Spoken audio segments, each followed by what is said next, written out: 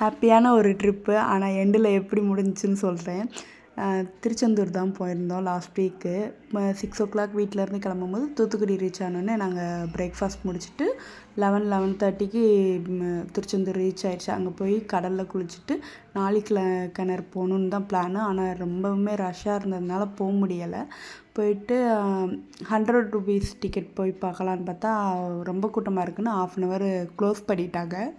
பொது தரிசனம் 3 hours தான் ஆகுதுன்னு பொது தரிசனத்துலேயே போயிட்டோம். ஆனால் ரொம்பவுமே ஒரு 12:30க்கு போய் நாங்கள் 7:30க்கு தான் வெளியில் வந்தோம்னு வச்சுக்கோங்களேன். அவ்வளோ ரஷ்ஷாக இருந்தது. திருப்பதி மாதிரியே இந்த மாதிரி கூண்டெல்லாம் பண்ணி வச்சுருக்காங்க. அங்கே பண்ண சேட்டை தான். இவ்வளோ ஹாப்பியாக இருந்த என் பையன் சின்னவன் இந்த லைனில் கடைசி சாமி பார்க்கும்போது ரொம்ப அழுகுது.